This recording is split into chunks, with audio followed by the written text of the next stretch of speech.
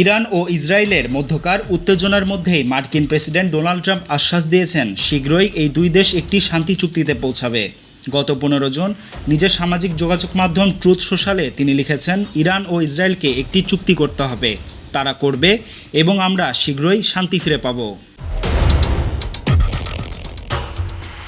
গত 3 দিনে ইরান ও ইসরায়েলের পাল্টাপাল্টি হামলায় প্রায় 1.5 শতাধিক মানুষ প্রাণ হারিয়েছেন।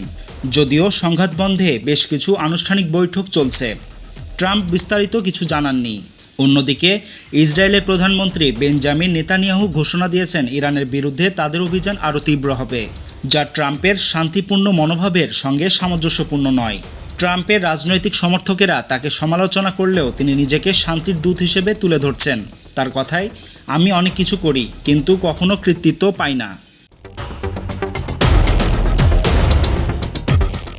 বিশ্বজুড়ে উত্তেজনার মাঝেই এই আশ্বাস কি সত্যি সংঘাতের অবসান ঘটবে তা সময়ের অপেক্ষা। তবে বর্তমানে মধ্যপ্রাচ্যের শান্তি ফেরানোর জন্য রাজনৈতিক প্রচেষ্টা তীব্র হচ্ছে। নিউজ ডেস্ক, প্রতিফলন।